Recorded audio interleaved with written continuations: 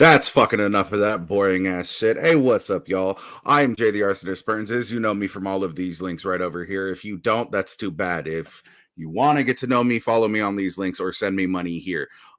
I'm broke. I need this one more than I need these other three things, but that's fine. We can get on. We can get onto that later. Usually, I'm here with my boy Sean Sandberg. This is the Untitled Podcast. This is episode 3.5. As a matter of fact, I didn't want to entitle it episode 4 because we do have something special planned for episode 4. What we are, however, here to talk about is a friend of mine hit me up in a very dire need to get something off of their chest. And that's what we're gonna do. I want to give somebody a platform. I want to give people a platform, but don't come on my shit spewing dumbass rhetoric. Don't come on my shit spewing hateful shit. We are allies around this bitch. She a ally, they a ally. I don't fucking judge people. Unless you vote for Ron DeSantis, then I judge the fuck out of you, but I don't care what you think because you vote for Ron DeSantis. I fully fund this show because I am who I am and I stick by every fucking ideal that I have. So this show will never be sponsored by Raid Shadow Legends because fuck them. Fuck that pay to win bullshit. That being said, I've talked enough. This is episode 3.5, the Dolly special. And we have Dolly here as she's in the middle of taking a drink. Do you want to go ahead and introduce yourself to everybody here who doesn't have any fucking clue who you are? That'd be great because I want to drink as well. All right. So I don't have a huge platform. I don't have a following. That's not what I do. Well, fucking neither do I, but you're still here. This is actually the first and only time you will see a video of me recorded or put out on the internet ever.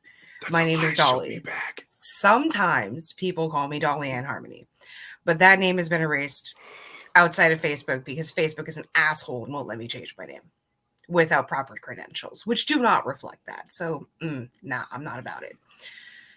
Yeah, we're not gonna throw real names around here if we don't need to. And we don't do that. No, but your phone company sure as fuck does. That being said, Verizon Dolly, is all about that. There you go. So is Tamale. Yeah, I said what I said. I said what I said, yeah. That being said, Dolly, what is on your mind tonight, this evening? Right. You hit me up. You had a wild hair up your ass. You called me a couple of times. I'm sorry. I was at work. No, for sure. Like, I totally get it. All right. So I even like pre-recorded a video. It was like a 15-minute long video that I saw myself recording. It was like, no. I can't just record this and post this on Facebook. I need to do this with somebody. So I chose you in particular. I appreciate that. It means a lot. And so what's been on my chest and what's been like harboring this seed in the back of my head and just going and going. Let me start this off with something very simple. Okay. To every, and I mean every man, not boy, clear difference here, man in my life, has been in my life, and you're the good guys, I'm going to say it as a woman. Say it with your chest. I'm sorry. When I say I'm sorry, here's what I mean. I'm sorry for the decade and some change y'all spent dealing with women who have guilt tripped you, manipulated you, and have had exorbitantly unreasonable expectations of you for most of the beginning pieces of your teenage years into your 20s and now into about your early 30s is when y'all are starting to like wake up and get it. Okay. And I'm here on behalf of not only myself, but other women that I know that aren't brave enough to do this shit to say I'm sorry for what we did to you. That have now pushed you in a position to where being single is more comfortable than receiving a healthy relationship. Where being alone has become the standard because it takes years and effort. I'm talking, when I say effort, y'all are expected to spend a base minimum of $150 on the first date. On the first date, okay? That doesn't include having to be expected to be her emotional support, her physical support, her financial support, making 6 figures a month base minimal, on top of when you walk into a room, you're expected to see from her perspective, and you're expected to be able to know what's going on in her head at all times. These expectations are extremely unrealistic, and I'm sorry for every woman who has put you through these unrealistic expectations for years and years. Now, don't get me wrong. I was raised in an all-male household. I was raised as a tomboy. And you would think that that upbringing would have a lot more impact on me growing into my teen years and into my young adulthood from 16 to 25. It didn't. I, at one point in my life, was the worst girlfriend with those same expectations. And when I say the worst, I mean the cheating kind with unreasonable expectations, no control over herself, and probably with a drug problem and an alcohol problem mixed with a little bit of psychological daddy issues.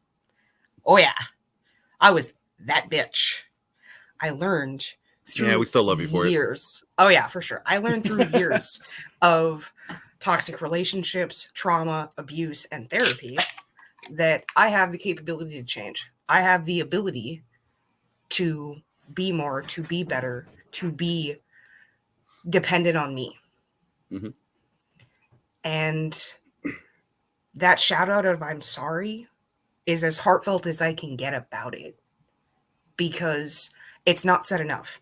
Trust me, I've seen things like, the Roma Army on Facebook and advocacy for men and their feelings, their emotions, their mentality, their mental health, etc., etc. And I've seen the same rhetoric that I've said today posted all online. Okay. So real fast, I'm sorry, I don't mean to step on you, because this is important shit, and I love to hear it. Just my thing about this comes down to, this is not the same message that fucking, like, you might not know who these people are, but there are a lot of people online who do.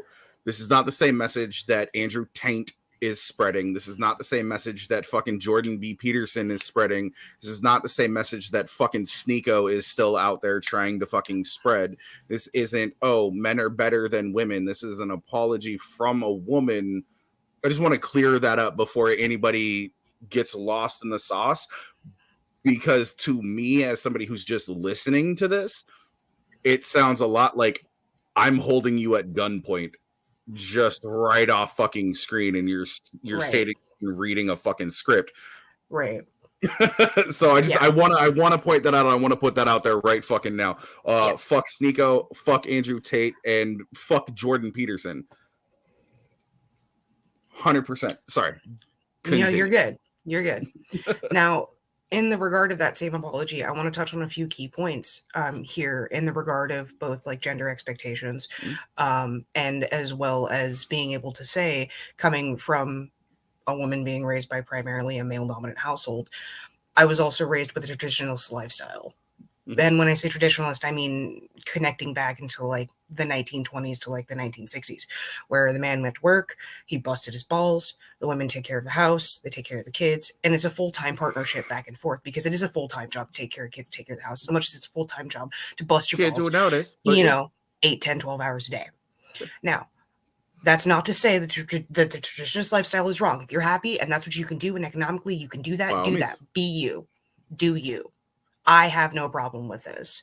Where I start seeing that mix-up is when I hear from a lot of women, both my age and younger, which, by the way, if you don't know, I'm like 29, 30 by this point, where they say I'm, quote, doing too much.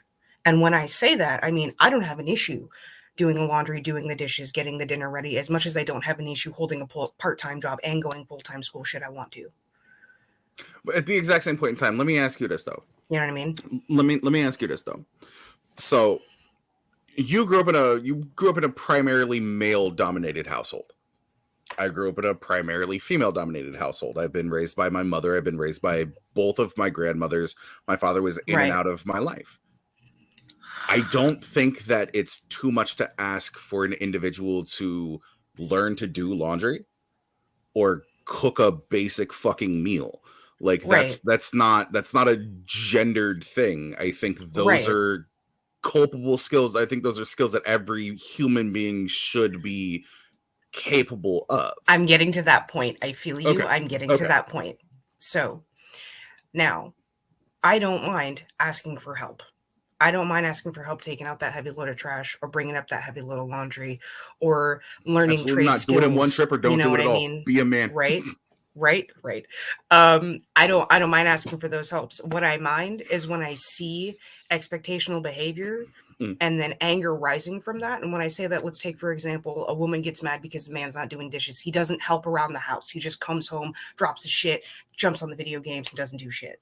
Okay. But when you ask him to do shit, you get mad at him, yell at him, berate him, and harass him for not doing it to your expected standards without communicating those standards. And when you do so in a very tyrannical and authoritative way. I've seen it Personally, time and again, again in relationships where mhm, I'm like, I'm not about that. mhm. Have I done it? Have I been a part of that tirade back in the day? Yes. But it also comes down to effective communication. So if I ask dude, "Hey, can you do the dishes?" and he says, "Yeah, I can do the dishes. I'll do it in a minute." And he does the dishes in a minute. And then I go back and I see that the dishes haven't been done to my standards. I have two options here. I can either get pissed and be a dick and then make him feel bad, Mhm. or I can explain calmly and collectively, "Hey, so I saw you did the dishes and I really appreciate that. Good job on you. Thank you for the extra help. I really appreciate it. That took a load off my plate. However, um like as a person, not as a Mm. woman, as a person, how do you respectfully approach somebody to live up to your standards, knowing as a person that Mm. your standards are incredibly high because marine lifestyle. So if they're not sparkling, you know what I mean? There's that little bit of gray area. And I've seen this conflict in a lot Mm. of relationships where basic household tasks aren't getting shared. And if they are, it's there's always that friction in the middle Yeah. that you're seeing. So I've seen this a lot. I've had this problem. I've approached this problem in both ways. And it seems as though if I'm not the one doing it, then to my standard, then I at that point become unhappy. Then it becomes an intrapersonal problem instead of an interpersonal problem. You know what I mean? You see where I'm Right. coming from there? No, I 100% do. And like there are a lot of people out there. I'd pull it up, but I'm trying to do it where I can actually pay attention to you and still look things up. I'm being my own Jamie for those who listen to that fucking wackadoodle fucking Jonathan Rogan. Um but that's like one of the biggest things that causes frictions in households, just like according to a really fast Google search, is the dispensation of chores within the household. And I'm not saying that like this is where a problem stems from. What I'm saying is this is like the main point that you have brought up so far is, hey, you have a standard and you want it to be met. I don't think not having a conversation about it is the right way to go, which you brought up 100%. And you're right, it is a little bit difficult, but I think having that conversation and doing these chores together so you can see where your partner's at and where you're at, and being like, hey, I would like this to be better because it's not where I am at, but I understand that you are not me. It's not like There we you're go. asking somebody to leave, the house door open when you go out. You're asking to make sure that all of the gunk gets cleaned off of a plate. Sometimes it works, sometimes it doesn't. Are you gonna miss the in betweens of a tine on a fork? Absolutely, it happens to fucking everybody. My Right. grandmother, for the life of her, loved the woman. Is one of the people who's raised me throughout my entire life. Relies on a dishwasher. I do not like using a dishwasher if I wash dishes because dishwashers do not clean dishes. They do not wash dishes. They rinse dishes. Thank you for saying that. I would rather make sure that my dishes are clean, and then if I have to, put them in there, if not to just use it as a fancy $2,500 drying rack, run them through once, and then at least I know they're clean to my standards, and then they've been cleaned again. Right. But I think communication is where a lot of couples find themselves lacking. A lot of individuals who find themselves in relationships are lacking because they have ideals and expectations in their heads, but they never state them to their partner. They just secretly have them in their heads and never voice that because they're worried. A lot of the times they're worried that if they do that, they do seem overbearing, and they see it as this is going to create a major problem. Well, if you want to create harmony, you see what I did there? If you want to create harmony in a relationship, that's what you need. You need to have conversations, and unfortunately, as much as it might suck, sometimes you need to have an uncomfortable conversation. And I'm sorry, if your uncomfortable conversation is, I feel like your standards are too high for dishes, maybe you shouldn't be in a relationship until you understand how to wash a dish. That uncomfortable conversation piece drives into my next talking point, which is lay it on me. Being able to have a safe space for men to communicate with women on a real level. For instance, what we're doing now, right?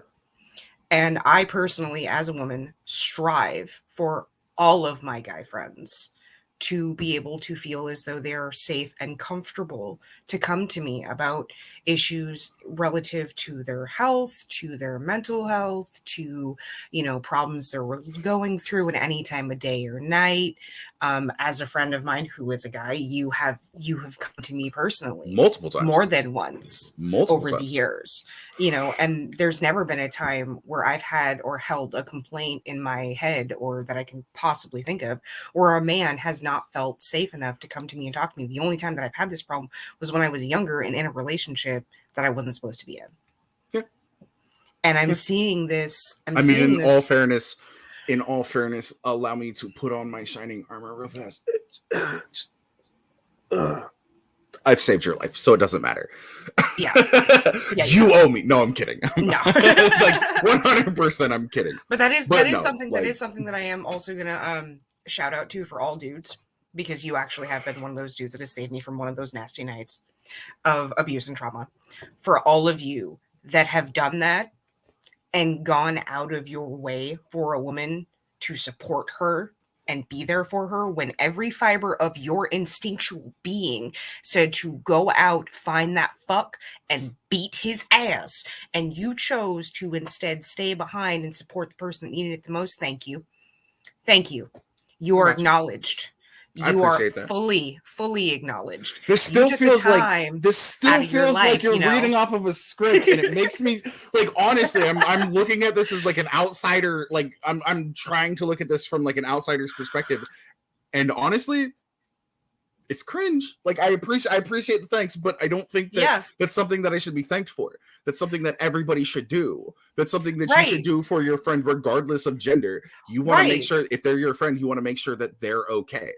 Right. As much as you might want to fuck somebody up, that's not the important part about this. The important part about everything is making sure that your friends are okay. I, as a friend, have also done this for both men and women more than once. But I'm shouting out that thank you because I don't feel like that thank you is said enough. You said it once. That was more than enough. You know what I mean? Like, I don't feel like, as a society and as human beings, fuck the gender roles here. Right. I don't feel like those thank yous are thrown around enough. So I wanted to throw that out there and be like, hey, just so you know, here's some acknowledgement. Here's a thank you. Here's an acknowledgement of appreciation for being extra as a human being to another human being. Fuck a gender role, because that night, I'm not going to bring anybody else's name into this, brought you back to the fucking apartment after that bullshit. And what happened? We gave you a spot to fucking rock a shower because nobody wants to be dirty after a fucking long ass night. But you know what? everybody thinks it's a woman's job to cook. Bitch, I've been a professional cook. Not you, but like just in general. Bitch, I've been a cook for like 10 years. So what did I do? Yeah. I did the one thing that I know can make somebody feel good. I cooked somebody a meal. Yeah. Because it doesn't matter. Like I use the stove. I know how to turn some shit on. I know how to fucking cook some food. Surprising, I know. Yeah.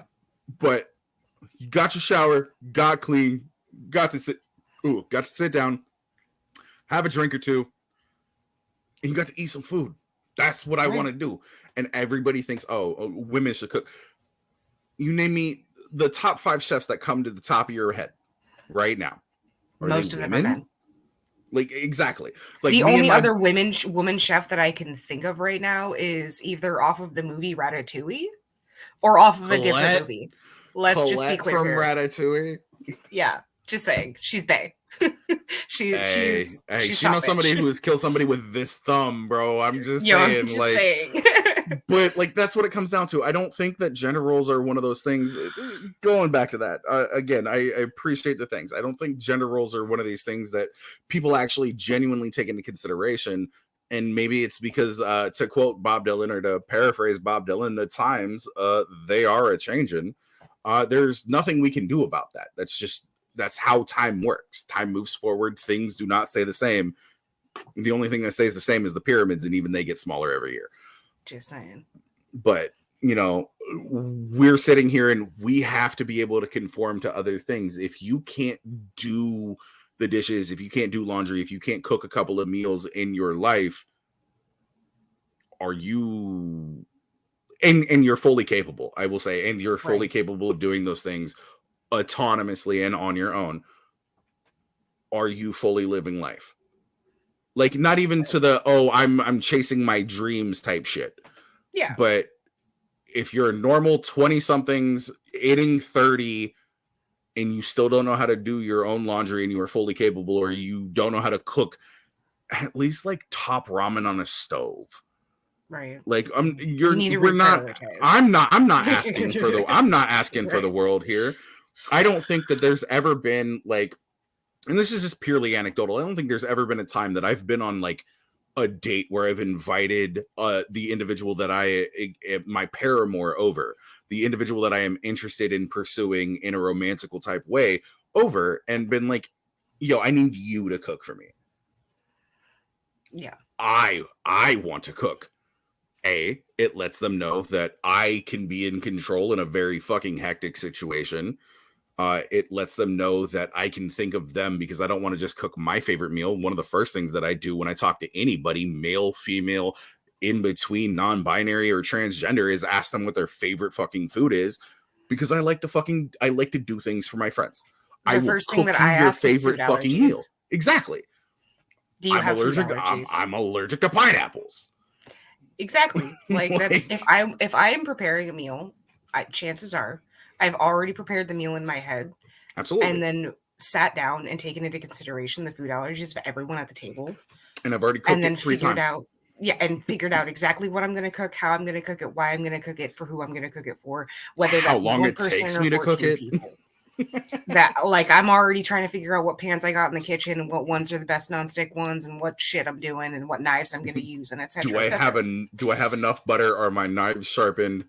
Yeah, like I go to that extent, and it's. Did I clean out the filter? No, shit, air fryer it is. Then, God damn it, it is. And I mean, I've seen it time and again where, like. And I've talked with a lot of different men about this over the last like month and a half, where I've explained to them, I'm like, look, I want to cook. I want to clean because I have expectations of these things. I am a go, go, go person. I live by the seat of my pants. And I generally don't ask for help unless I absolutely need it. And I don't become upset or harass or chastise the person. You don't harangue people. For not helping me or for not offering that help. Take, for example, I was over at homie's house. Homie just walked in the door. And do the dishes. Literally, just as I was pulling the handle, homie just walked in the door from a 10-hour shift. Absolutely. looks me dead in the eye as I have 2 trash bags, one in each hand, and goes, "Did you want me to take care of that?" Let me My get one of them from you. immediate knee-jerk response was, "Oh, no, honey, you just got home. Go take off your coat. I got this. Hold the door open for a second." It was one of those doors that just auto shuts. Yeah, it was literally that. It was literally that. And We get it. I'm You're a pencil skirt I don't have to, away from like, being a fucking housewife and a badass, bro. right, Fucking like, and it's weird to me stop because flexing on people. God. it's weird because I'm at the homie's house and I cleaned the kitchen, cleaned the bathroom, cleaned the living room, took out the trash, wiped everything down, the whole, and I'm not talking about like wipe off the counters. I'm talking like wipe off the Yeah, kitchen no. cabinets and shit. Yeah. Like I'm OCD and I'm marine clean. So when I clean things, I expect them to be my standard. Whether that standard If has I been clean 3 it, weeks of you buildup can or not. eat off of it. Right, like exactly. And I've had multiple men be like, "Oh my God, your friend's so lucky," or "Oh my God, can you do that to my house?" I'm like, "Absolutely. If you can set a time and a date, I'll come over and help you. I have no problem with this." My point is that I will do what it takes to make your life just that much easier. And when it comes down to a relationship, to me, it's I don't have an issue making your life that much easier. So yes, when I know your alarm is going off at 5 o'clock in the morning from 5 a.m. to 6 a.m., knowing that you ignore that shit. And Absolutely. I do that shit too. I do Absolutely. that shit too I because I put said on 6 o'clock, 6:30, snoozes 7. because Yeah, snoozes. yeah.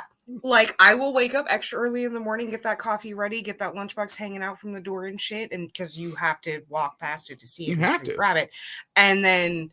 If I got the extra time, or maybe you might be that habitual person where they're like, "All right, I can, I'm gonna get dressed real quick." I'm like, "All right, cool. Your coffee's ready, lunch is by the door. Have a good day at work. Good morning, beautiful. Get the fuck out the door.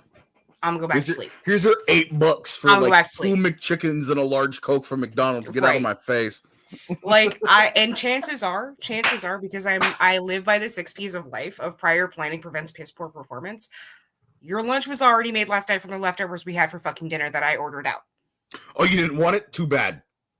Like I ordered out. We had pizza. You had 2 slices left. Boom, lunchbox. Go. Here's 2 slices. There you go. Yo, let's go. If it's not a Capri Sun, it better be a bottle of Sunny D. God damn it. Or Gatorade, and it has to be their flavor of Gatorade. It can't be just no light blue. It's gotta shit. be this. It's gotta be the specific shade of purple Gatorade that you love. God damn it! That's a life lesson. Find out what their favorite food is. Find out what their favorite fucking flavor of Gatorade, their favorite flavor of fucking Kool-Aid, their favorite flavor of bubbly or whatever that other shit is. Fucking La Croix. And get it for them. If they fucking enjoy it, get it for them. If you don't like it, cool. You don't like it. It's not about you. It's about them. I've been told so many times that I am super duper considerate, and I've been told this by like wifey, where I'll show up to her house 10 o'clock in the morning when I know she's still asleep, have keys to wife's house, will reach in my glove box, grab the keys, and then proceed to grab her by the foot, massage just that little bit of arch to wake her up quietly and silently, and not enough to wake up the baby girl sleeping next to her at 5.5 years old that I helped raise. Hand her the coffee just long enough for her to hand it back after she takes a couple sips. Shut the fuck up. Yep. Drink. Drink. Okay. Hands it back. Gets dressed. Hands her the pack of cigarettes. Drops lighter in her pocket. And we sneak quietly like we're fucking 007 ninjas out the door. Yeah. I've already got it all pre-planned and already done. Absolutely. And that is my level of considerate. Mind you, my wife and I, we've made out. Have we ever done anything past that? Absolutely fucking not. But my wife and I, my wife knows for a fact, I will kill a bitch for my wife. And I know how to bury a body because I'm a mortuary science student. I do. Okay, I do. Just saying. The Untitled Podcast does not promote advocating or loving the fact that if you become a mortuary student, you might know how to get rid of a body. Do not come after me. Do not ask me. I will plead the fifth every single fucking time. I just took the funeral service oath. Please don't do it. Please don't. Don't. But do. But don't. But do.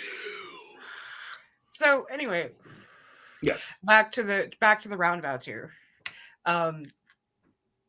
As a person, Yeah. not as a woman, but as a person. You're a person. I thought you were three raccoons in a trench coat. I know, right? I mean, you give off that much of a chaotic energy. I'm just saying. I've been more than once have I been, told that I'm giving too much, and I'm like, okay, but let me ask you this: what happens if I'm absolutely happy giving that to, quote, your version of too much? Because I'm absolutely happy holding down my part-time job while full-time school, while doing the laundry, doing the dishes, doing all the extra house chores, having dinner done by 7. What happens if I'm happy doing that? And I don't want him or her, because I sway both ways, to do that. I don't want them. No. I don't want him to do it. Bisexual up in this bitch. Right, I don't want to. I don't want you to lift a finger when you Right. get home, because I said so. I want you to come home, and chances are when you get through the door and I get done dropping off the trash real quick, I'm going to unlace your boots, take off your coat if you haven't done that already, set that shit down in your place where you always pick it up, which is usually on the floor or somewhere over, or maybe you might be a hang it up kind of person. Quick question. Did you just say you unlace their boots? I'm okay with this. It's actually one of my favorite things to do, believe it or not. Hold on. Unlace the boots and take them off. I'm weird like that. I'm not saying that you're not. I'm not saying that I'm weird like that. I would be completely uncomfortable in that situation. Some people are not about that. I don't like it when people put their fucking fingies anywhere near my feet. I don't. I have it took me years of gymnastics training for me to get people, for me to get comfortable with my own feet. Kicked people in the face. Sadly. Unfortunately, I've kicked people, including my own fucking mother, in the face for touching my feet. While I was asleep, granted, but don't touch my fucking feet, bro. Feet are gross. I will never be a foot fetishist. No, God, no. Shout out to those who are. We don't kink shame around here, but let me just be clear.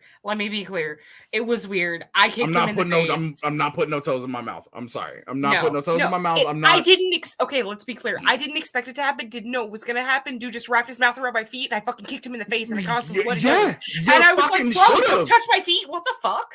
Especially with your dirty ass mouth. I've seen where that mouth has been. Don't touch my feet. Like what?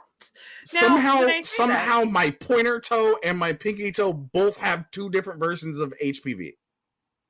See, right? Like when I say that, I mean it in the form of a lot of people say that my catering, my over too much catering is way too much. I'm doing, quote, too much. But again, this is a conversation that you have to have with somebody.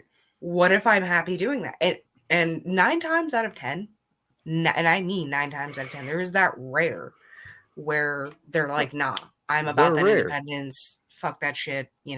You. I will also accommodate to that and be like, all right, cool. I'm going to go take out the trash. And by the time I get back, your coat's going to be off. Your shoes are going to be off. You're going to be chilling on the couch, in the bed, doing whatever the fuck you're doing.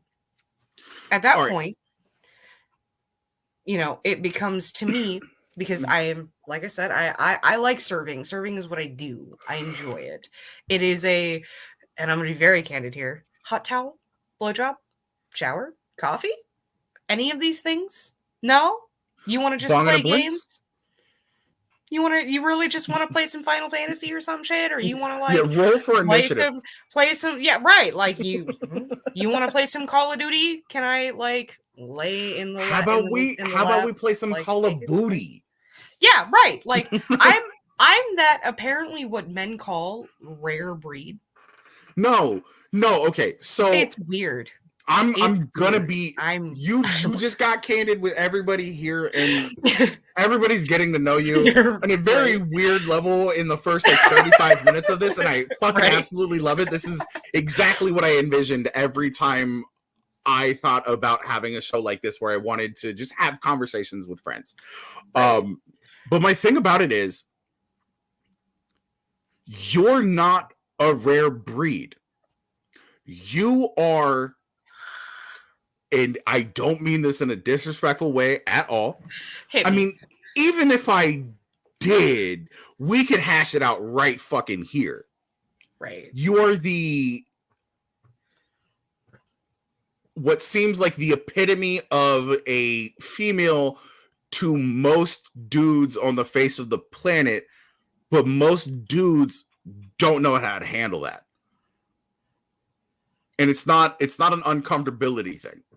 No, it's this is only something that I have ever been able to think about in a fantastical position.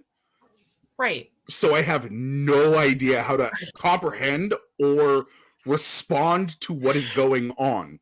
Right. My thing about that is you can't do that. You know why? Because you just got DK. She cooked me food. She took out my chest. She have me. She said, "Bro, for this." I've seen it. I've seen it. Okay, I've experienced this. I've seen it. I've seen the shock and awe and the freeze moment that they have. Oh, absolutely. And dudes are deers in headlights. As a dude, I will say this: dudes are deers in headlights. You give us 15% of your fucking attention. And dudes are fucking putty. It doesn't matter. Yeah. And I've seen this, and I've seen this occurring so much that, like, I, as a woman, and the way that I conduct myself with whomever or whenever at whatever point in which I choose. However you deem fit. Right. Shot. There's been times where I have literally laid forward and dude legs out and me right here. Booty naked booty on my phone cheeks.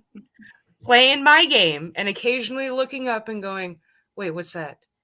Wait, what's tower that? defense upper right side? What's that? Oh, you got a dude coming. Oh wait, hold on. Teabag him or teabag. And mind you, this is not an expectational, like, just because I got the booty up there and it happens to be the perfect resting place for your controller.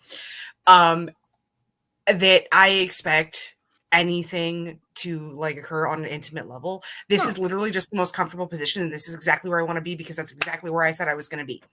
That's just literally, this has nothing to do with sexual intent. This is literally most just comfortable place for you to be. All I want to be is in your lap and naked while you're doing a thing. That's it. I enjoy laying my head on some thighs, whether I'm playing some fucking video games or I'm watching a movie. Bam! Like, exactly. It shouldn't matter. It shouldn't matter. Does it? It absolutely shakes dudes to their core. It shakes and when I've asked why, 9 times out of 10 their response they blush. Is either they blush and they go dead silent, they don't give me a response, or because I don't know. Because I don't know how to deal with that. I don't know how to deal with a woman who's not expecting sex from me. Called it. And I'm like, what? Called it. Like, what? You're not a sex object. What? And they're like, wait, just because I'm a guy, you don't expect me to always have a boner that's uncontrollable to my biological standard? What a science. No. Which is another point entirely. Bro, no, like, legit, just to get to this point, I could literally dust a fucking shelf at my job and my dick grazes some shit to a pants, and guess what? Chubby. I could hug somebody that I find the most attractive woman on the face of the planet. No elevated heart rate, nothing. Like, it's weird. Like, dude shit's weird, bro. Dude shit is weird, bro. Dudes are fucking dudes are an entire I don't agree with everything that's said in the book, but men are from Mars and women are from Venus. Like, yeah, right. let's fucking be real here. Like, I'm just saying, and I've seen it time and again, and I've been trying to figure out where this, like, disconnect is with the expectations of women and what they expect from men. And I've presented the same scenario, the same gaming scenario that I presented here to other women. And I'm like, okay, so now that I presented this to you, what are your expectations? And 10 times out of 10, not 9 times, 10 times out of 10. Well, I better be getting that dick. And I'm like, so you're telling me that without communicating with him, without talking to him, or considering how he feels at all, you assume that he's just gonna fuck you? Sometimes the dick don't work. That doesn't mean the dick doesn't work all of the times. Sometimes you work a fucking 16-hour shift. You come home after a fucking labor intensive day, and guess what you don't want to do? Fuck. Sometimes you are literally just looking for one of two things, maybe three things. You want to watch the fucking newest episode of the TV show or fucking movie that dropped that you want to fucking see. Or how about catch up on the sleep debt that you haven't had? Fucking A. You're never going to be able to do that, by the way. We can talk about that here in a little bit. Sleep debt is never one of those things. Oh, God. But you're like literally, you would fuck your way through hell if it meant that you got the last little piece of that fucking cheesecake or that last little bit of that fucking meal that you enjoyed so much last night and you've been thinking about all day. Or sometimes you walk through the door and all you want to do is be toxic with your fucking friends online. Right. And call them every fucking name that you could never call them in a live to their fucking faces over PlayStation chat, Xbox chat, fucking TeamSpeak. Like, sometimes it's not all about sex. And I don't think that everything in a relationship needs to be about sex, because if the only thing that you do is build a relationship on sex, I'm sorry, you're building a relationship on shifting sands. Effectively. Changes happen in relationships. I've seen you need to be able to have conversations. You need to be able to sit up at, just in a platonic way, it's almost midnight where we're both at, and have a fucking 3-hour conversation about shit like this. Or, hey, do you think that aliens exist? Can we also discuss the fact that in my 29 years on this earth, 20 of which I started too young, let's not do the math here, I have never once in my life been told by a man, I don't want to, I'm not feeling it, I'm not about it, I have a headache, which is a common fucking usage for women. Oh, I'm sorry. I gotta wash my hair. Yeah. Never once in my life. And I'm gonna say this right now for all the dudes that are like, oh fuck, she's calling me out. Oh fuck, I've done that and just kind of powered through it because I wanted to give her, we know. Yeah, no. Stop it. Fucking stop it. Be real. Have a conversation. Have that conversation, and do not. And when I say that, I mean, I had an experience once in my life where I had, something was off, something was right. Mm-hmm. I had talked with the person about it after the fact and come to realize that they were basically just kind of doing it for my fulfillment. And being on the flip side of that coin, oh my God, the level of guilt, the level of emotional discomfort that I felt was insane. And as a person, I obviously communicated that guilt, communicated, what I was going through, the emotional turmoil and everything. And we got through it. But outside of that, I don't see this enough.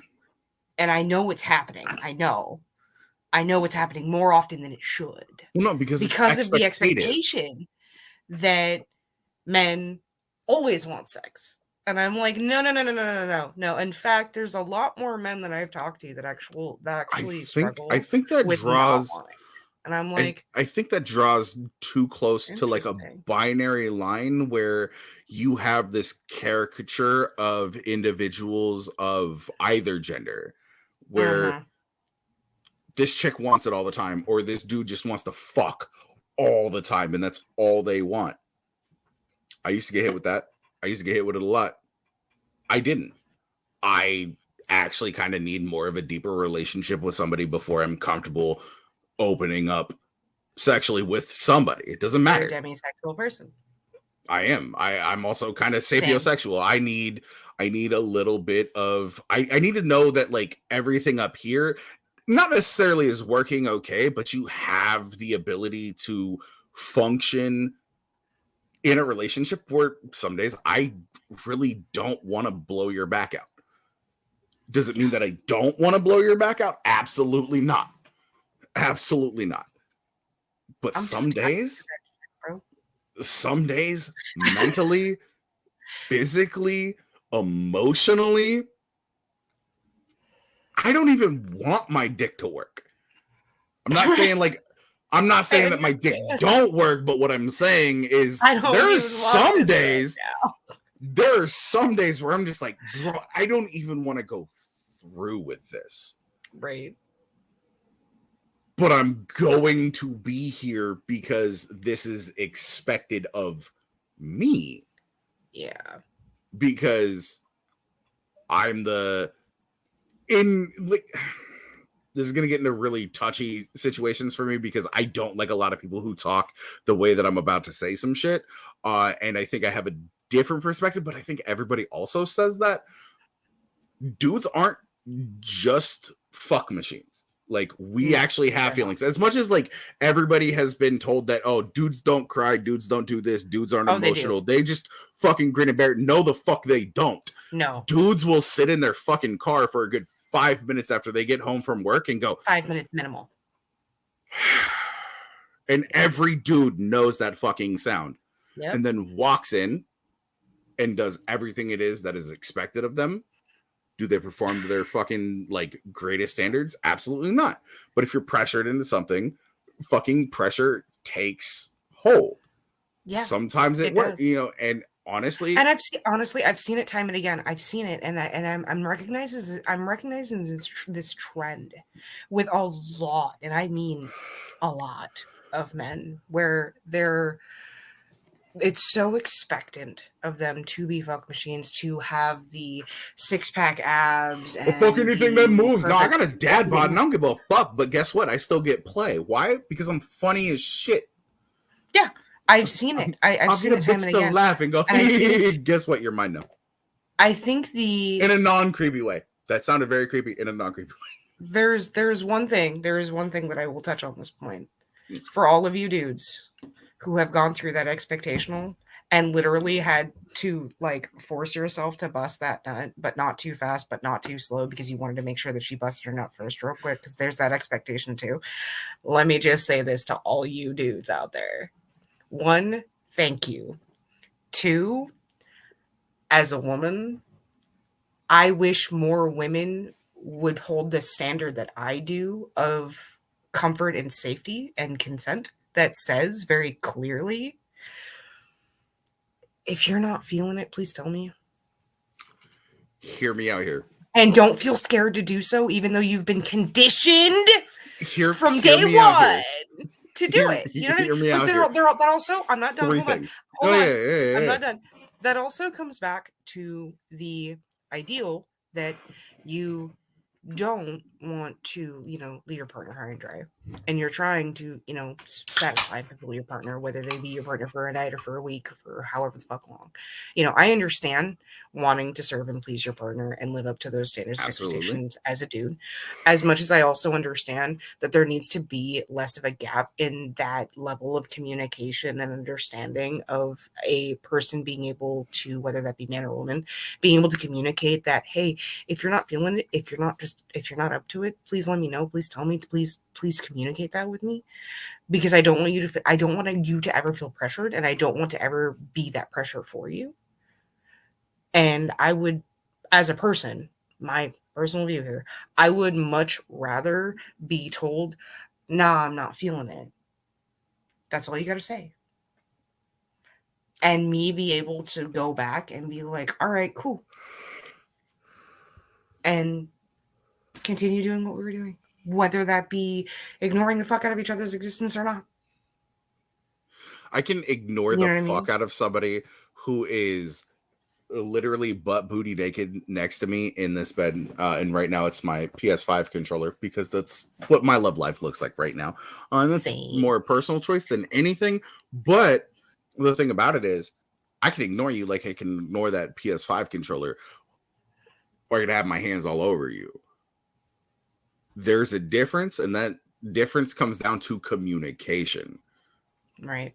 Like, I will walk in. I'm not saying that women are playthings.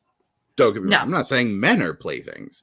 Right. As a bisexual individual myself, I'm not saying that anybody is a fucking plaything. But at the exact same point in time, you can have a platonic relationship with somebody who is butt booty naked next to you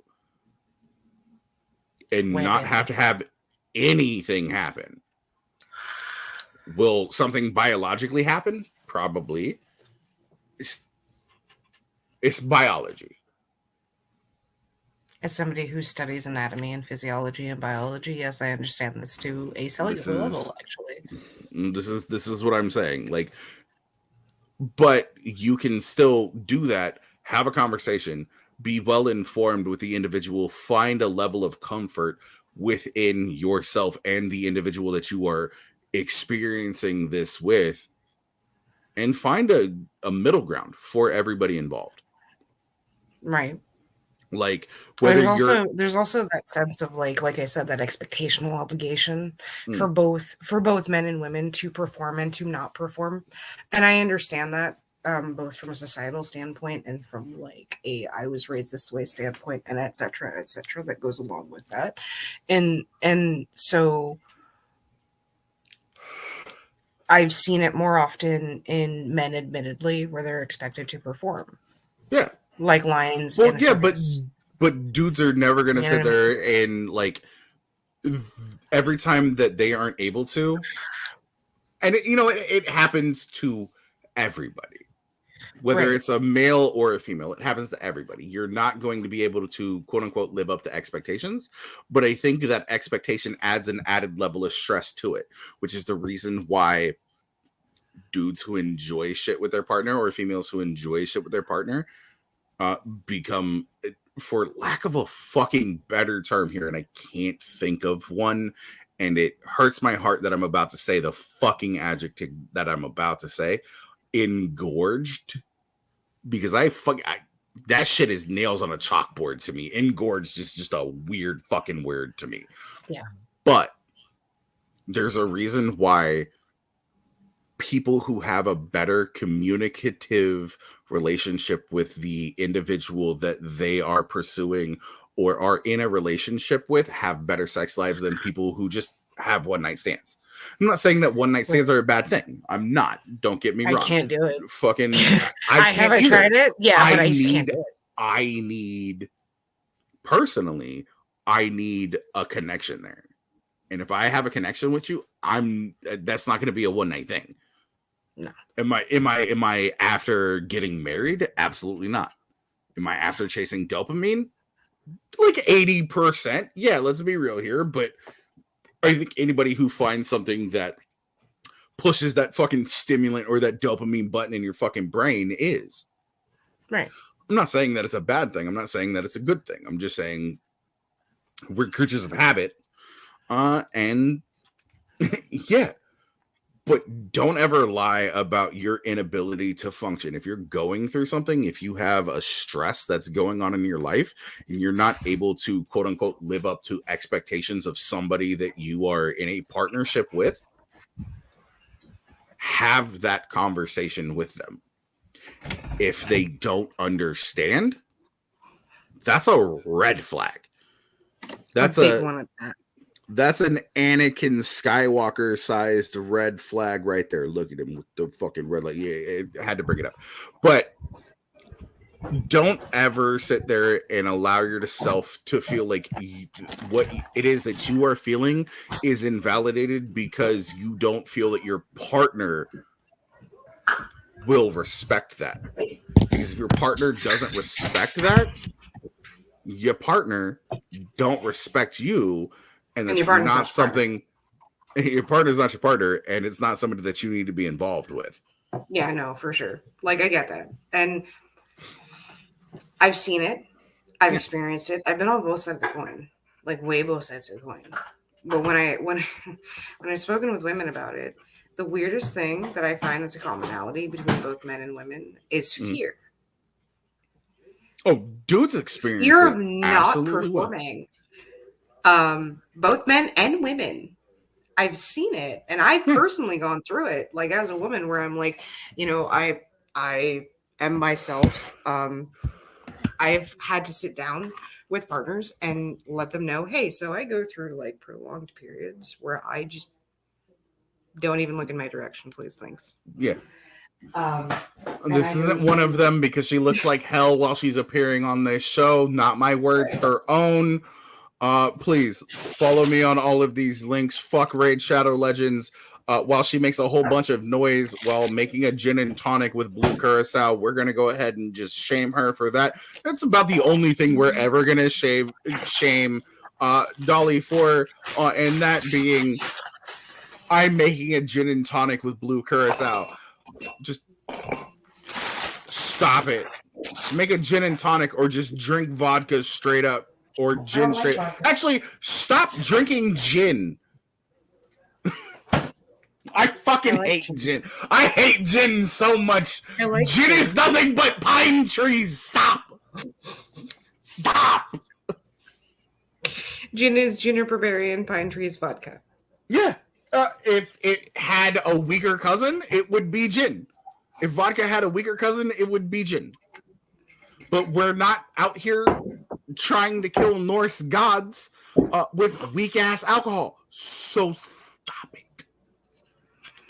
Oh, and she's drinking aviation. We're not sponsored yet, but we will be one day. And when that happens, I will find this fucking clip and I will post it. I do love Ryan Reynolds. I'm just saying. Even if I was a heterosexual male, I would say I love Ryan Reynolds too. I'm just saying. But yeah, he's Zaddy. Pedro Pascal is Zaddy. Fucking Kiwi Kwan is fucking Zaddy. Brendan Fraser making a fucking comeback is Zaddy. Let's go, okay? Men deserve love in this world, and it seems like a lot of what people are saying nowadays is we're shitting on dudes, and it's not like people are shitting on dudes. People are shitting on shitty people. A lot of those shitty people happen to be dudes. And a lot of those shitty people happen to be people who listen to Andrew Tate or Jordan Peterson or Sneeko. Those aren't great people to fucking follow. No. Because you're not going to go cry in your Bugatti, but like you're also not I'm also not sex trafficking human beings, and I care about what my partner thinks. Does that make me weird? It shouldn't, but it does. This intervention brought to you by one random leaf and a wild hair at my ass, which it was a leaf from roses that I received from a man who was not someone I'm dating. Imagine that. Which weirdly still makes all of the ingredients for gin, which is trash. Boom, we brought it all the way around, full circle. Let's go. It was literally because I had made a post on Facebook to a shout out to men in particular. And he had seen the post and decided he was going to bring me surprise roses. And he said, well, I saw your post and I saw that here are these thirst roses. Bring notice me, senpai. He had brought a bunch of roses over, and he goes, I noticed on your post that you had said that you brought men flowers. And I said, did you know that every time I bring a man flowers that they look so fucking giddy and excited? So giddy and excited. And I've asked them flat, I was like, when's the last time you've received flowers? And there was like at a funeral, if that. And I'm like, oh, that's sad. That's sad to me. Oof. Like, that's sad to me. my inner Wednesday Adam was like, good, they're dead, just like my enemies. That's why I was at the funeral. I'm just saying. I've seen it time and again, more than once, where I have definitely given flowers to people I have dated and have not dated. And it's that expectation that women are to get flowers and only women. And I'm like, but what about dudes? Dudes like flowers? I'm sorry. What's the most, just really randomly, I don't mean to cut you off. What's the most famous painting of flowers that you can think of right off the top of your head? Just 100%, right off the top of your head. I can't think of what it actually is called, but I've seen a few of them painted of sunflowers. That's because it's Van Gogh's Sunflowers. That's what I thought. Who painted it? A dude. I'm not saying that like dudes are the end all be all, but like dudes love flowers. Get fucked, nerds. Fucking Van Gogh loved fucking sunflowers. Yeah, no, I absolutely love sunflowers. I didn't even get any at my fucking dad's funeral. I'm not looking forward to getting any at any fucking funeral. I'm not saying that flowers are a bad thing to get somebody. No, There are actually differentials between funeral flowers and sympathy flowers. That's a thing. I mean, Just flower saying. language does exist. You can fucking look that up. It's not that fucking difficult, guys. Sympathy flowers, albeit usually sent to a person, a small home, and or business, are normally sent to a person, small home, or business as a sympathy remark to a personal degree. But funeral flowers are generally reserved for the funeral and or memorial and or to be placed on the casket as part of decor. Just in case you guys didn't know, fun fact. Which is weird because every time, okay, so not to take it out of context, but to maybe move it out of context. Why does it always seem like it's roses? Like, I get it, roses symbolize eternal love, they symbolize lost love, but there are multiple other flower genuses out there. You know, lilies do the exact same thing, fucking orchids do the exact same thing. Almost every fucking flower does it. Sunflowers follow the sun and then fucking die if they don't get enough fucking sunlight. So the reason that you're seeing a huge flux of roses in particular is because it's very particular to the United States of America. If you go over to other places like Africa, for example, you will see a lot less roses, believe it or not. And most of them will be purple flowers, actually. Purple and yellows are some of their favorite colors. Oh, hey, look, that's yellow right there, hey. And my favorite color is purple. Let's go. Mm-hmm. Actually, it looks purple right now. It looks lavender, but I don't like the color lavender. I like the color I don't like the color lavender. I prefer a royal purple. That's what I'm saying. But like, that's okay. So like, it's just really weird that shit like that happens. We have gone off on massive tirades, and we've only been live for an hour, which is great. My thing about this is there any way that conversations can be had where somebody doesn't feel threatened with the way that they were raised? You grew up in a predominantly male household. I grew up in a predominantly female household. And I know like a lot of people's first reactions to certain things is, hey, you are saying something that goes against the way that I was raised. I don't have a different response other than defensively. I'm not saying that you're wrong, but defensively, it can sound like an attack. Thoughts? Absolutely. My thoughts on that in particular is the way that a sender, which is the person that is sending the message, and the way that the receiver interacts with this comes down to emotional and mental maturity at that point on a deep psychological level. So as a person, if you looked at me and said, Dolly, I was raised in predominantly female, you were raised in predominantly male, our views don't line up. In the regard that I feel, say yourself, I feel women should do the cooking, they should do the cleaning. This is an expectation. It is a womanly thing to do. And I tell you, well, yes, although women should do the cooking and should do the cleaning, I feel as though it's not an impossible ask to ask men to know these skills despite your views. Then it literally comes down purely to emotional and mental maturity at that point, because I've had these conversations with several different group types, all the way ranging back to like maybe 15, 16, all the way through to 45 and 50s. And what I found to be the most profound, to be honest, is that most of them, they're either one or the other. They are either not mentally and emotionally mature enough to receive the message and react accordingly and control their emotional outputs and outbursts and have the uncomfortable adult conversations that are necessary, or they are emotionally and mentally mature enough to have these conversations without screaming and yelling and violence. That's where we have those strong disconnects, not only within society, but from individual to individual interaction. And believe you me, I used to be one of those people that was very quick to anger, very quick to defend my beliefs, very quick on that short temper. Snap to it. 5 years ago, I would have jumped over the table. 5 years ago, hood me would have jumped over the table.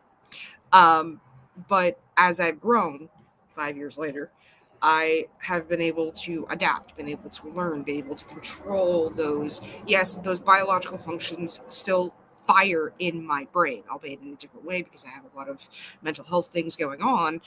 I have had to learn how to control those things and control the way that I react to those things and go, hey, check yourself before you wreck yourself. If I'm experiencing anger because of something that you said to me, why am I experiencing that anger? What is that anger truly towards? And how can I communicate that properly without having to use an excessive amount of profanity and screaming? So here's my problem with that. Two of my favorite words on the face of the planet. One which I haven't used throughout this entire show, which has been an entire struggle for me. Just because I know the way that like a lot of people react to shit. Cunt is my favorite fucking curse word. My second I have used multiple times in just describing how cunt is my favorite fucking curse word. Fuck is my second favorite curse word. And when I use shit like this, when I say like bitch to somebody, I'm not meaning it in a derogatory sentence. When I say cunt, I'm not meaning it in a derogatory way. I have a lot of like Australian friends who I talk to. I FaceTime with them a lot, or I video chat kind of the same way that we're doing right now, but in a less live situation. I do a lot of the times, and it's one of my favorite fucking words. It punctuates things so well. It caps everything off. It's just a piece de resistance. Oh, cunt. I understand that. But fuck accentuates everything. And I get told that I'm not professional. I don't want to be professional. I want to be a human being. So here's where I come in on that. There are 2 points I'm going to make to you. If I walk up to a mech shop and I don't hear a curse word every about 2 to 5 minutes, I become concerned. If I call a mech or a tech to do work on my car and I don't hear this person saying anything along the lines of a curse word, I'm concerned. Absolutely. I'm very concerned. You have to be. You have to be. And many people would agree with me on this factor. Now, in the same professional setting that I would be, say, sitting with a family and doing an arrangement conference for a funeral, those same profanities would not leave my face not once, simply because the setting then dictates the language in which I'm using. And in a setting such as this, that language is more than appropriate. And some people... But is that a professional setting or is that a somber setting? Right. Like in some cases such as this, for example, if you looked at me and you told me this person XYZ is being a cunt, I would have no issue with this. Yeah. And I have set boundaries with people. Just for example, last month, my roommate looked at me and said, "You're a bitch and you can fuck off." Punch you in your fucking mouth. So my immediate reaction was, "Excuse you. I have a name, and there's 2 names you can call me. Dolly or Goddess." The fucking bear. Like, it's Dolly or Goddess because I'm a fucking goddess, goddammit. And I don't let anybody else call me anything less. And the reason for this is because I paint the picture of myself to be more. So the expectation for me to be more, to do more, to be better, to be more than your average is there. Therefore, he was like, "Well, tonight you're a bitch." And I looked at him dead ass and said, "No, this is me establishing a boundary with you that you will not disrespect me. And if you do it, I'm going to jump over this counter at 5'3" that stands up almost to my tits. And I'm going to beat that ass. It's what happens. Or I'm going to take off the slipper as a Filipino woman. And I'm going to beat that ass. Get him. Either way, Get you 'em. keep disrespecting me, I'm gonna beat that ass all the way from here to Timbuktu, and promise you, there's not gonna be nothing left to scrape off the goddamn concrete when I'm done. However, there's been times more than once before I established this goddess that I am, where people got away with that behavior, with those names, with those disrespects. And the most important message, if any of you learn anything from what I have to say tonight, it is this. And it sounds like a load of fucking baloney. Listen Okay? to it. Sounds like a load Listen of fucking to it. baloney. It took me 3 years of therapy to understand this shit. What you say about yourself is what you give permission for other people to say about you. So when you walk around saying, I'm an asshole, I'm a bitch, you immediately give permission for other people to call you that and disrespect the fuck out of you. Why? Because you're disrespecting the fuck out of yourself. That's the real. I agree with like 80% of that. Now, there is a gray area that I will touch on here. Hi, I'm the gray area. There is a gray area. For those of you that know me, and I mean really know me, you might be able to slide in that gray area. You happen to be one of these people where you can slide into that gray area, and I won't take offense to it, not by any means. But for people that do not have that level of comfort, that level of permission, that level of understanding with me, you will be very quickly corrected. Very quickly. And that's not to say I'm fake. That's not to say I'm two-sided. That's not to say I'm shitty. That is to say that I have different comfort levels with different people. And I'm human. And with that comes a level of responsibility and communication on my part. And if I don't communicate that, then I can't live up to the same goddess painting that I paint to everybody. Like, But to everybody. what you take away from and give to the world is the way that you perceive yourself. You cannot allow anybody else out there to change that perception of who it is that you see yourself as. If you do, you are giving them power over you. And that's not the way it is. Like, I've always called myself an asshole. I think we've known each other going on like 14 years now, roughly. Well, roughly like 14, 12, 13 years, roughly right around that time. Hold on. Let me just, I gotta check a date, and it's absolutely paramount that I do this because we're coming up on that date. Easter Sunday was the day you rescued me. That is coming up on April 10th of this year, my friend. Don't remind me. Easter is a very bad holiday for me. It's 2012 was the year in which I started at Panda Express. You met me in 2013. So we're coming up on 10 years. We're coming up on 10 years. You're gonna have to fucking deal with that because I have been your best friend and your biggest fucking problem. Again, you and I have a different comfort level. Years. Exactly. You and I have a different comfort level for me and the brand new roommates who haven't known me for longer than 6 months. You tell them to roll for initiative and just tell you no. Exactly. Like there's a different comfort level. There's a different amount of things that I'm willing to understand and to get through with these people versus et cetera, et cetera. And the reason for this is because I have different layers of comfort and different layers of understanding as a person. And I've seen it time and again where people are like, oh, well, why is that? Why is that? And I'm like, that's length of time, distance, connection, etc. Like, you actually happen to be one of the very few people that happens to hold what's called a Dolly favor.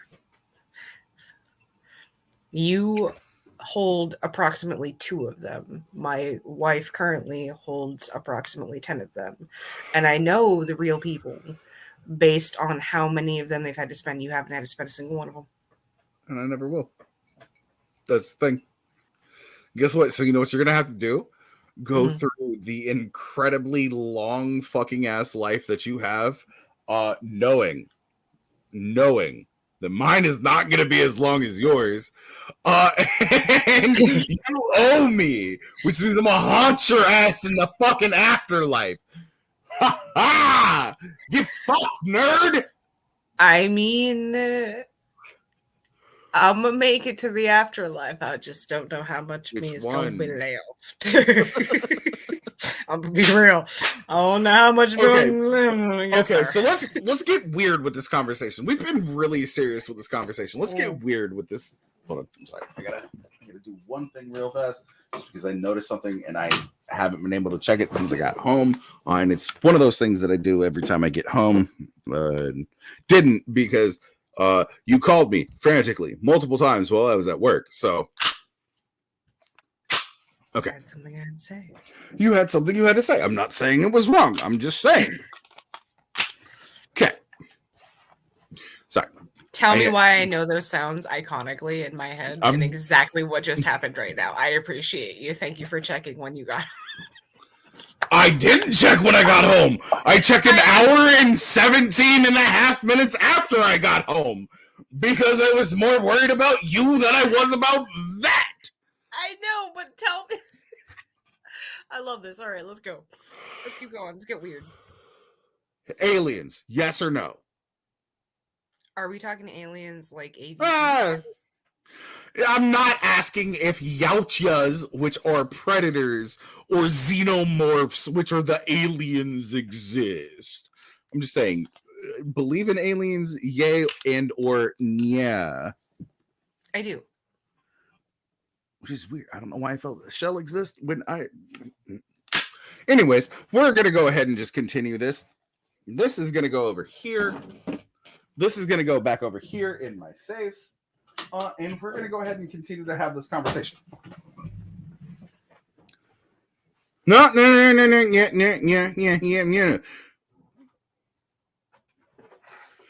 Dude, don't show it on screen. Do not get me. Okay. I'm not dumb. I didn't say you were. I'm just saying. I didn't say you were. You reminded me to double check. Okay? All right? Just saying. But we gave you all the right to vote. God, I'm kidding. There are only so many people that can actually make that joke with. I made that joke with my grandma in the car the other day. Before we get back into this fucking alien conversation that we're definitely about to go down the rabbit hole on, I drive my grandma to a lot of her doctor's appointments. I am her main chauffeur at this point in time. She is recently coming off of a broken ankle. Where the bone started to decide that it didn't want to stay in her body. It wanted to come out of her body. That happened last July. So we're coming up on about a year of that. But I,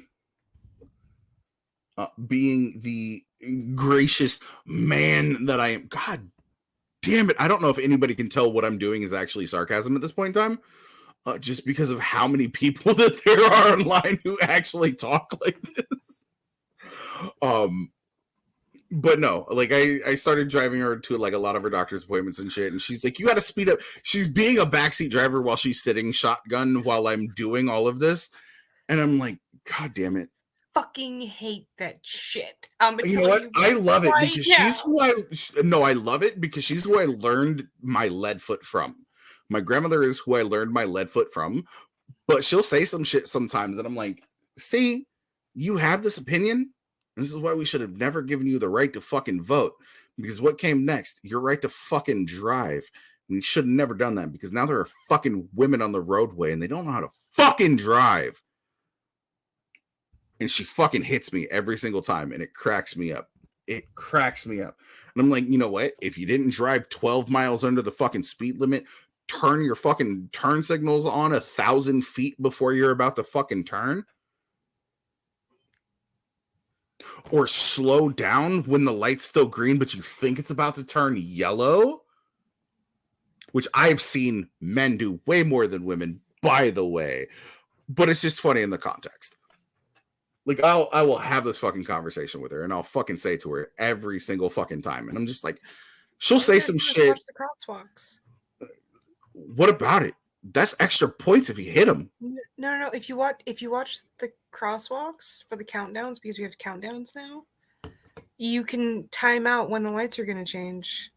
And then the only thing you have to factor in after that is the speed limit, because the speed limit is how many seconds that light will stay yellow. So if it's 25, it'll do it for 2 seconds. If it's 35, it'll do it for 3 seconds. 45, it'll do it for 4 seconds. It's funny that you think that I pay attention to speed lights. I'm a man, and I'll say I'm colorblind. That makes sense now. That makes so much sense now. That makes so much sense.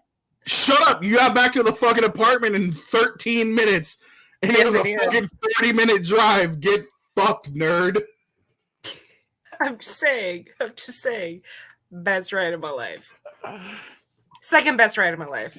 Okay. And the only thing that beats that is when I was 15 in the middle of Lakewood, taking straightaways at 100 and turns at 50 on the back of a bike with no bitch bar for the first fucking time. It doesn't matter. I'm just saying. It's automatically disqualified because it happened in Lakewood. It's not disqualified. It's automatically disqualified because it happened in Lakewood. It was worth it. I had a great time. So it matters. Aliens. Yes. Okay. So, are we alone? Are we human space orcs? What happens if we find a Type 2 civilization? Somebody who has like created a Dyson sphere? Will nuclear weapons be enough? We have found an Earth 2.0 effectively. We have found an Earth 2.0 technically. Neither one of us know anything about this, by the way. So I'm not saying I'm Dr. Robert Schock. I'm not saying that this lady here has... there is no Bill Nye the Science Guy here, friends. Bill Nye the Science Guy. There's always Bill Nye around this bitch. Don't even play that. No. I just wanted to see what your reaction was. Meet up. Look. There's always room for Bill Nye up in this bitch. All right? Let's be real here. The thruple can move to a polycule because Bill Nye is always involved. So are you asking me if I believe in them, or are you asking me... Well, obviously you said yes. Yeah, I believe that they exist. What do you think they look like? Honestly, I don't know. I like to believe that they all look like they're the lead singer of Leonard Skinner. Okay. No. I was going to ask you straight, what's the basis of your foundation? I need to know. Space bears. All right. Everybody knows what a tardigrade looks like at this point in time. Everybody knows what the little fucking water bear looks like. The little 6-legged fucking pudgy naked mole rat, minuscule, just smaller than that. Like most of the women that I know's ex-boyfriends, smaller than that.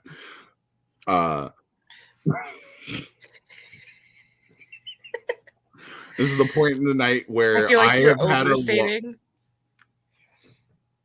I didn't say it. There's only... There's a reason why I had a successful OnlyFans while I had one. Okay. But I didn't say it. I did. Okay, no, wait. No, hold on. No, fuck the alien conversation for No.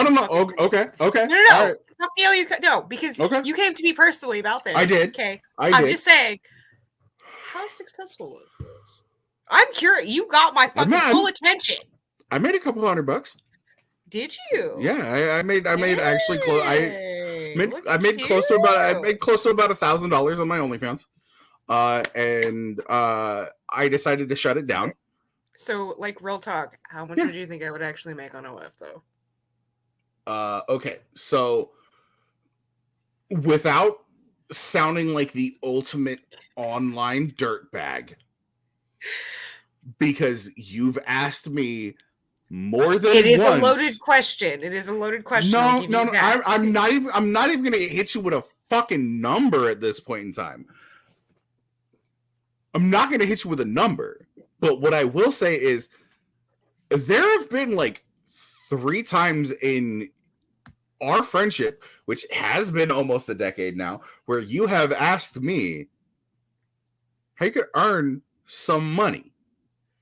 I believe one of the times I told you the best way for you to earn money wasn't to sell pictures of your butthole online. It was actually to sell pictures of your feet online. I told you to sell Yo, fucking pictures of your feet online. You were like, pictures though. no, I don't know. I'm not comfortable with that. And then I was like, It's the ideology that ties in with selling any part of my body online. It's of the course, ideal of sexuality being transactional to me. absolutely. And that's it. That's literally it. No, 100%. But as a dude, I don't get that. But the fact that I made like $1,000 on an OnlyFans, hey, Oh, I'm just people want saying, to I've see been told pictures by of my shit. professional Let's fucking go. strippers that I would make like 2-3 grand a night easy simply because I have tattoos, I'm Asian, I wear glasses. I've been told this like straight Let's up. go. Let's go. I'm saying, hey, you need a bodyguard. We can go to Portland for a night. I know strippers in Portland. They still do drive-through strip clubs in fucking Portland. Here's the problem. I still have like tags on me from people who keep tabs on me and shit, whether I know they're there or not, that are like, if I ever caught you dead ass in a strip club working, I would shut down that strip club and rip you out of there so fucking fast. And I'm like, yeah, that's why you do it once or twice, and then you fuck off and then go to a new one. So when they finally get there, they can't do it. The closest This sounds like a fucking pyramid scheme. I'm just saying, the closest I got was I walked into a deja vu in Spokane. Because stop walking into deja vus, first and foremost. I literally, I was like 18. Okay, I don't care. I was freshly 18. Deja vu is the worst fucking strip club to ever work for. You're gonna run into somebody named Boner Garage in a fucking deja vu. All right. I walked in. They hired me on the spot. Told me I was gonna be a waitress. I said, "All right, let's get it. Let's go." And the bartender asked the classical bartender question of, "So, what's your story?" And within, and I shit you not, I timed it down to the I'm minute. a boat person. 30 minutes. I was in double stack platforms with like a half-ass crop top and some underwear cleaning the stage. So many ones hit my goddamn pocket that I had to consider the ideal that maybe I could make this a job. Because I had earned $200 from cleaning the stage. I didn't dance. I literally just cleaned stage. That's all I did. I didn't dance either, but I used to clear $250, $300 a night from being a bouncer.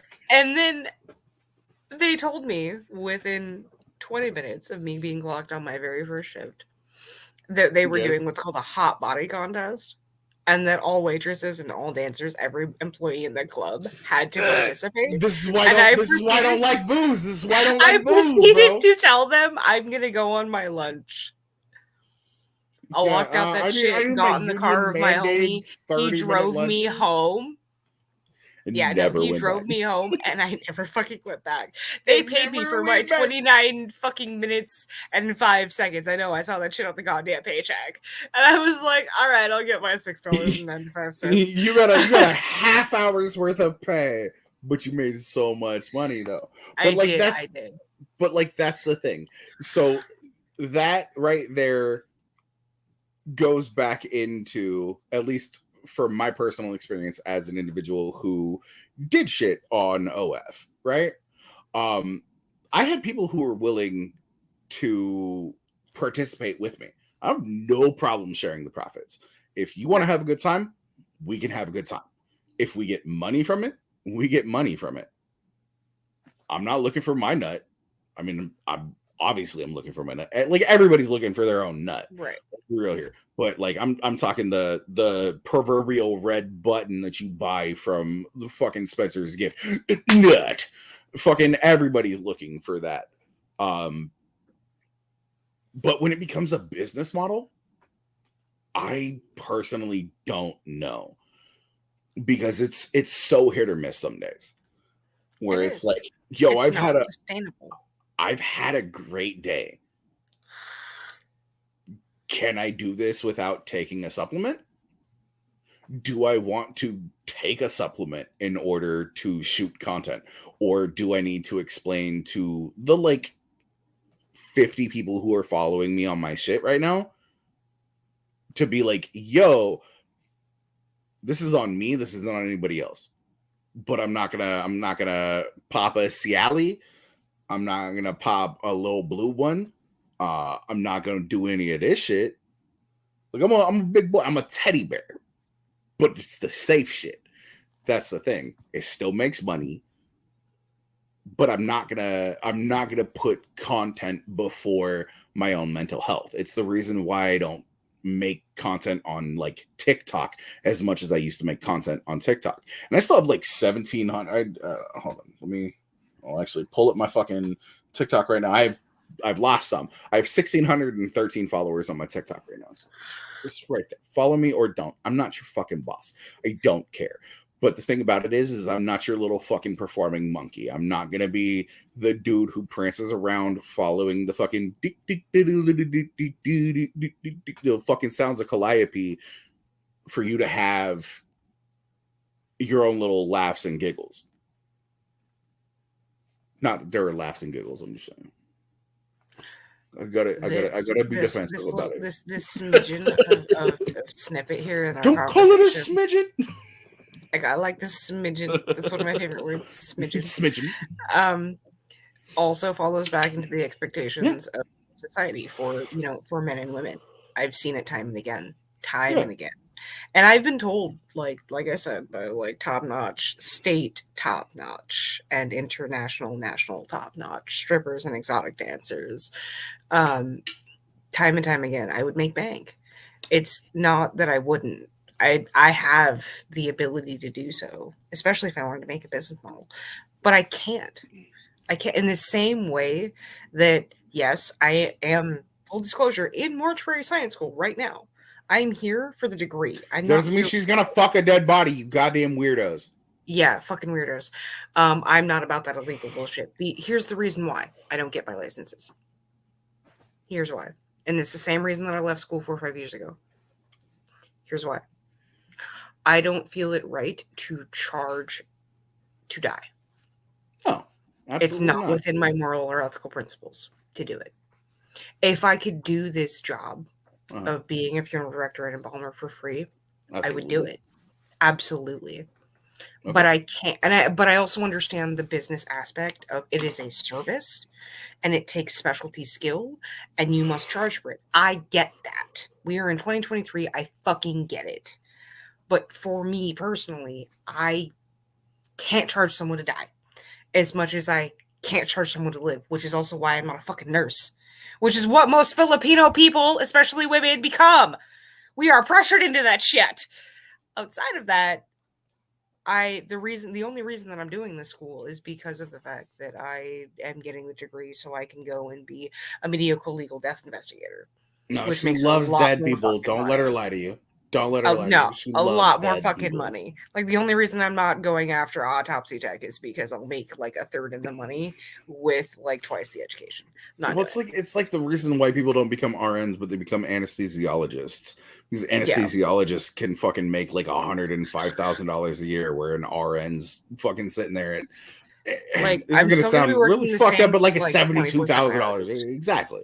Yeah, but like, and I'm still gonna be. I'm not knocking RNs. Don't get me wrong. I'm not knocking RNs. It's just like, if I wanted to be a forensic scientist, I would have had to decide this at 18 when I wasn't anatomically ready to fucking decide this shit, and I would have had to go through 13 years of schooling and be about $500,000 in debt by now.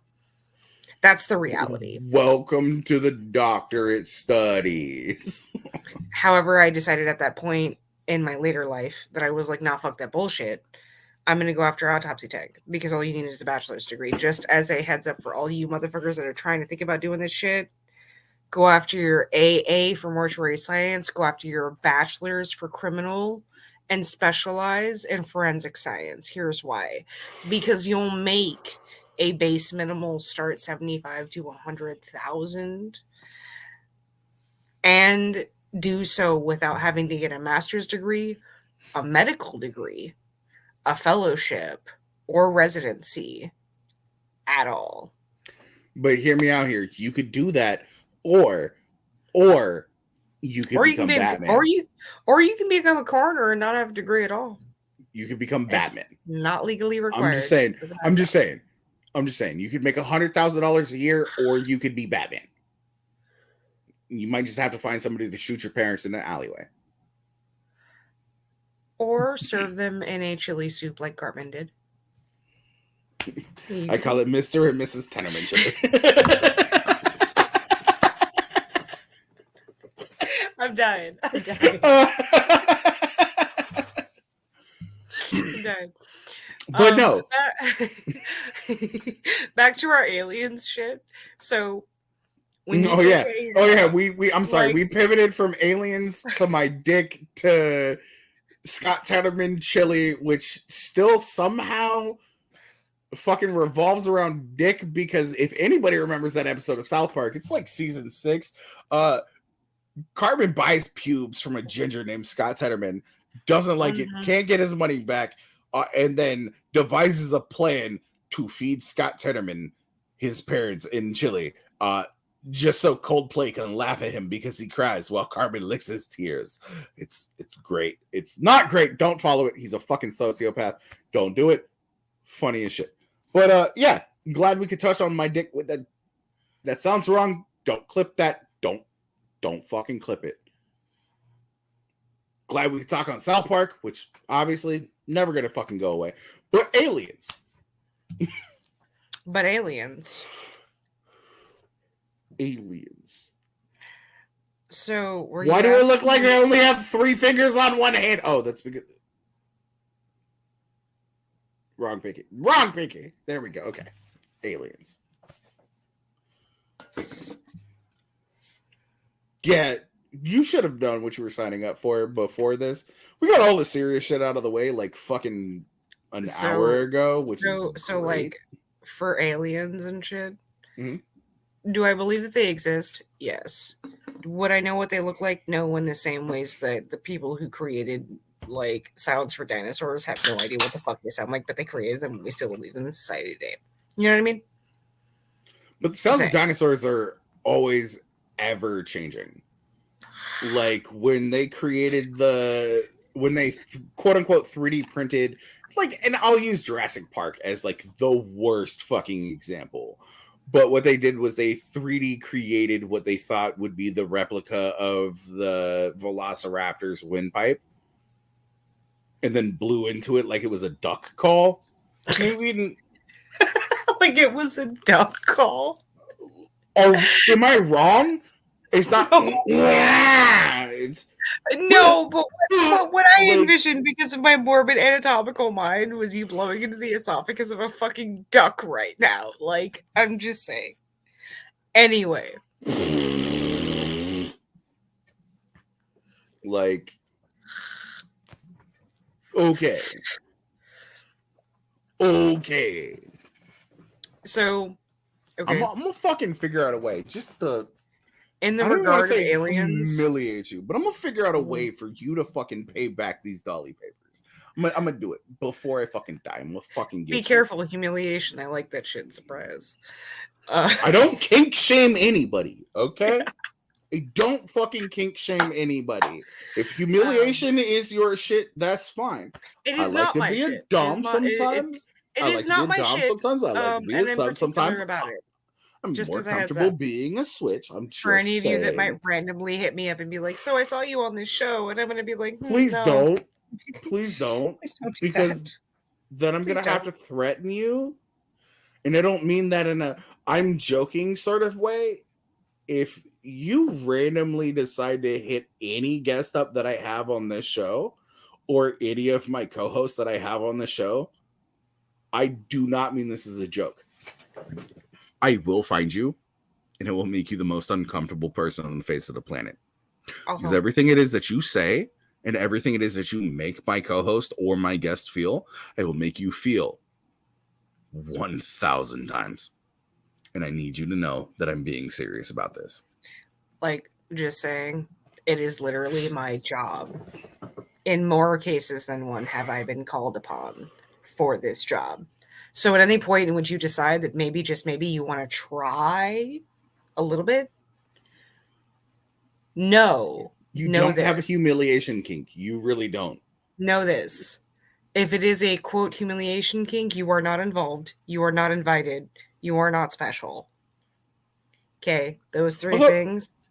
Not involved, not invited, not special.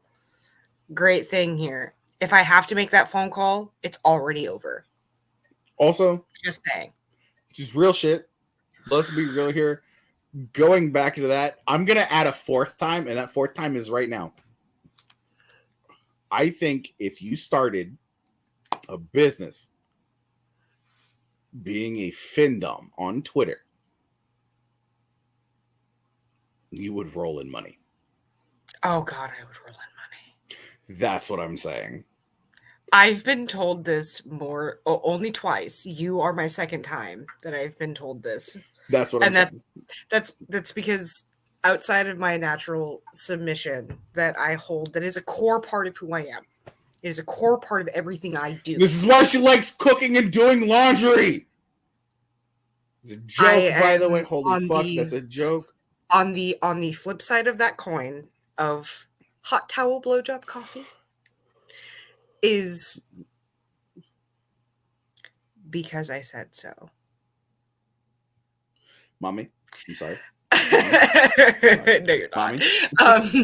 Because I said she got you, bitch. She got you. And that's exactly how it is. It is that 51-49 split. Absolutely. And it takes quite a bit to activate that in me. But once it's active, there's no shutting it off. It's there. Like that's why I have a wife. That's why I have a wife. Unless you have a deep enough pocket and don't want anything other than this. Don't. Oh, believe you me, you'll be signing full consensual disclosures and fucking NDA agreements and shit. She will be your power of attorney by the end of week 1. Let's be clear here. It's not just power of attorney, durable power of attorney. The difference, one exists after death, the other one doesn't. Guess which one does? Trojan. Me. I'm saying I might be 5'3" and 130 pounds soaking wet, but I'll tell you what, you'll want to be on your knees by the time I'm done. I will say this as an individual who has lifted you up by the scruff of your neck. No.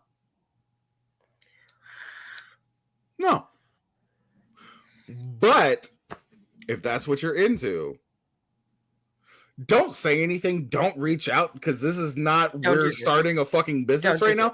Don't do it. Don't do it.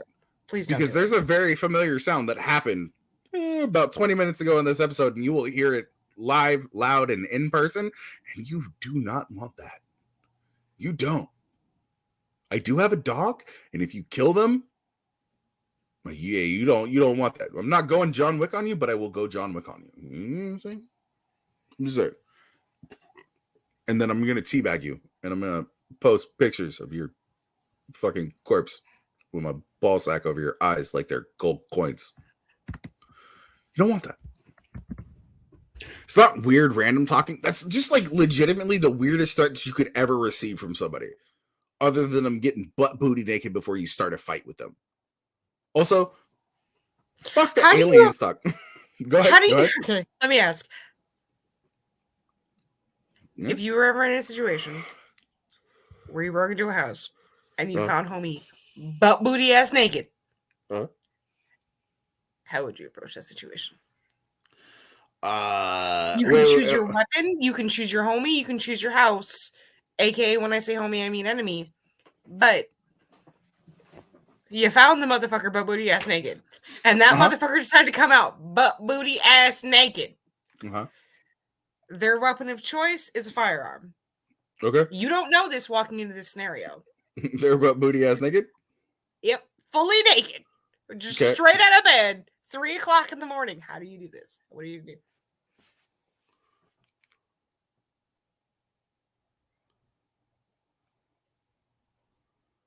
You can shoot me, but this is all over Instagram Live already.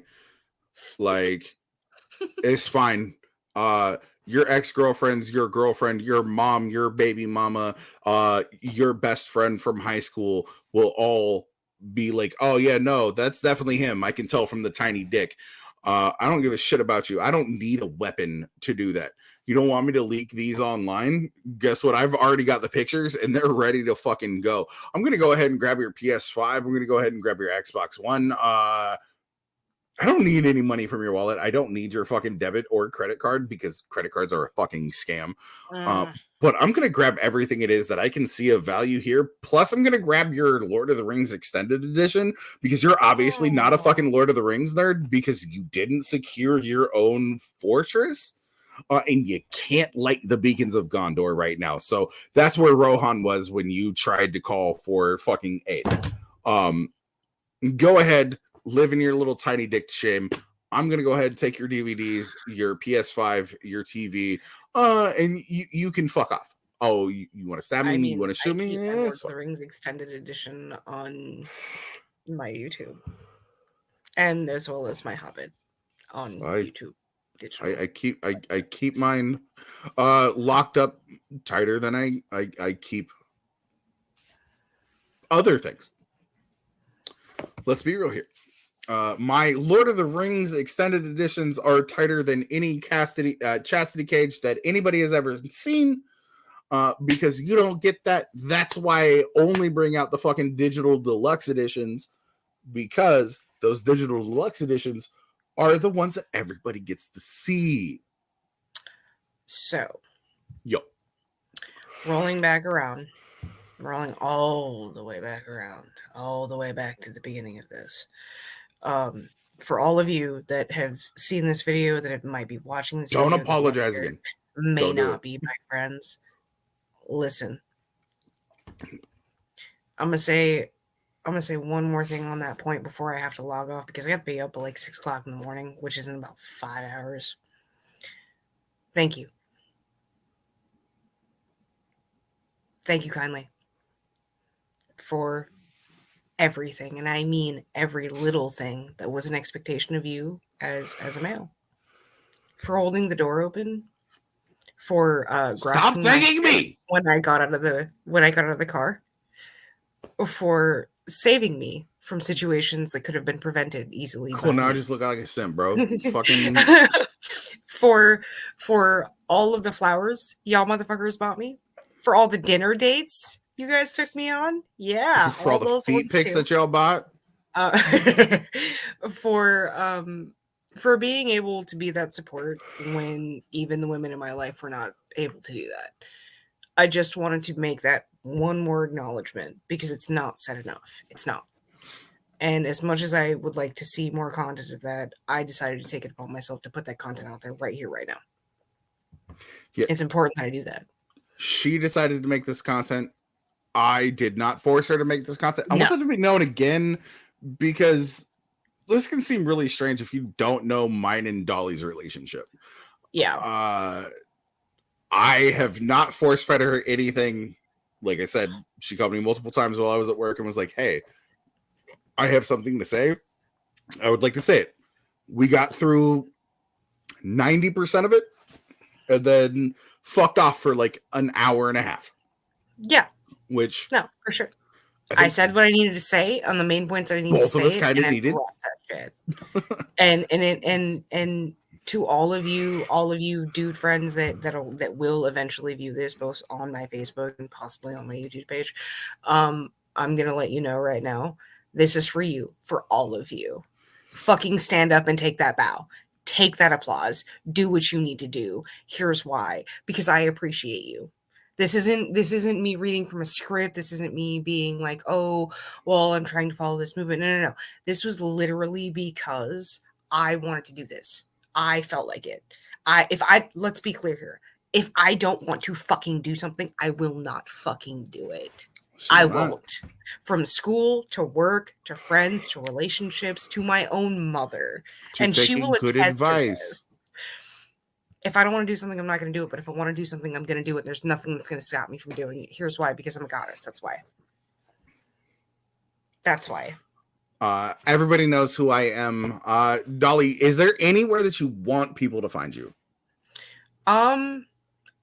Honestly, if you found me here, good for you.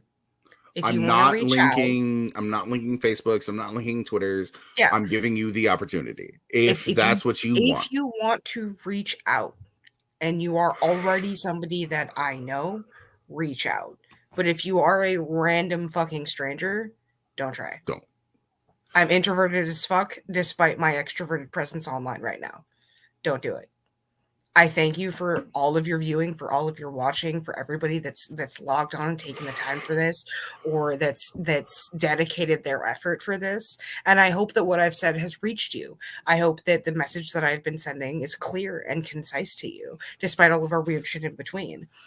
And I hope that if you take Probably anything not, from but this outside of the one lesson, which I hope you were listening to, um, that I taught here today, is that there is at least one woman out in this world that acknowledges very, very clearly not only where she fucked up, but where she grew, evolved, got better, and turned around to society and went, hey, guess what? I know I fucked up. I know what I did was fucked up. But I've grown from that. And I hope that by seeing this, that gives you just a smidgen, my favorite word, smidge, a smidge of hope smidge. that when you decide, if you decide that you want to be with somebody or that you want to invest in somebody, no matter if that somebody is a relationship, a business partner, however, that this gives you just a little bit of hope that someone else out there understands. Even a little bit. She said it better than I ever could have. This has been episode 3.5. Actually, I probably should have named it 3.14159 because it was Pi Day right before we started this. But if you want to follow me, these are all of them. And if you can't read that now, go ahead and pause this. I have been Jay the Arsonist Burns, also known as Luz Theron, he who comes with the dawn, also known as Luz Theron, he who comes with the prawn, much better than he who comes with dawn. That's been Dolly Harmony. We're going to go ahead and get the fuck up out of here.